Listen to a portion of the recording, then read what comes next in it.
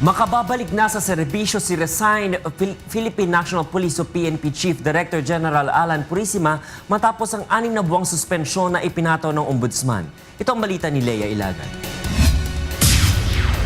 Ngayong araw nagtapos ang 6 na buwang suspensyon na ipinataw ng Ombudsman kay resigned PNP Chief Director General Alan Purisima, bunsod ng kasong graft na isinampa laban sa kanya nang pasukin nito ang kontrata sa Warefast Courier Service na siyang nagdi-deliver ng mga lisensya ng baril.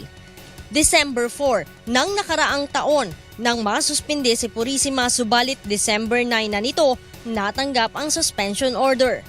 At kung noon ay sa malaking kwarto ng Chief PNP nag-uopisina si Police Director General Purisima at nakatira sa bagong gawang White House, ngayon ay isang maliit na opisina ang naghihintay sa kanya sa pagbabalik serbisyo sa June 10.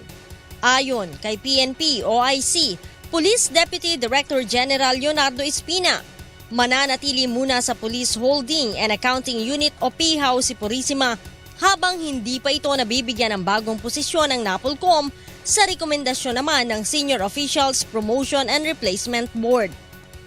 Yung pong White House at saka yung office ng Chief PNP is positional.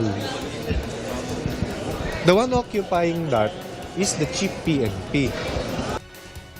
Nilinaw naman ni Espina na nag-resign lamang si Purisima bilang PNP Chief at hindi bilang pulis kung kaya't makababalik pa ito sa serbisyo.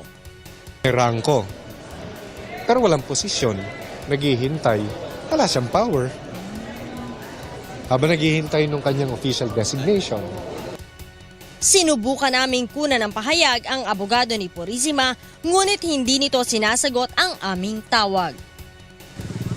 At dahil tapos na ang suspensyon ni resigned PNP Chief Director General Alan Purisima, makatatanggap na muli ito ng sweldo na umaabot sa 107,000 pesos kada buwan. Lea Ilagan, UNTV News, Worldwide.